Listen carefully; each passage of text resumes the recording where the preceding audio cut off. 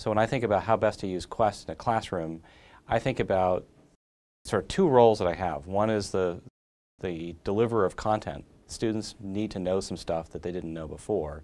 But then I think of my other role as a mentor or as a teacher.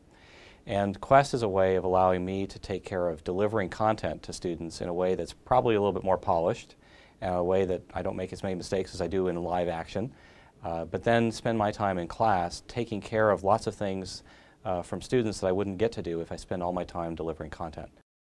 I want to be here because I want to nurture young scientists, and that's what I think of myself as doing. Now, I thought I was doing my best job when I was giving lots of presentations of some complex equation, but in the reality, I'm here to work with folks who are between 18 and 22 years old. I'm here to bring them along in the next stage of their career.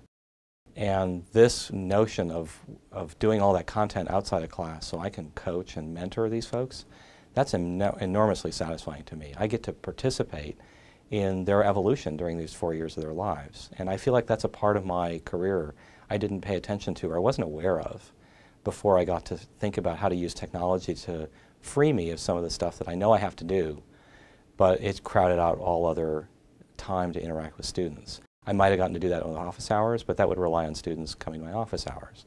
Now I actually get to structure my entire class time with students in a relationship building way that I think I can mentor young scientists, and I think that's immensely satisfying.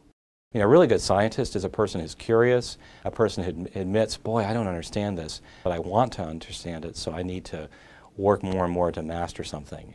And that's the kind of interaction I get to cultivate. And then when I recognize someone doesn't quite have all those skills about sort of that self-awareness or that courage to try something, that's the part of them I'm interacting with. I get to say, you know, you can do this, you can probably make it, as long as you're willing to take another shot and not get discouraged. And that's a wonderful opportunity. And as a result, then, by the way, I get to learn their names too. But I get to know a part of their personality that probably is one of the most important things for them developing successfully into being a scientist of any nature.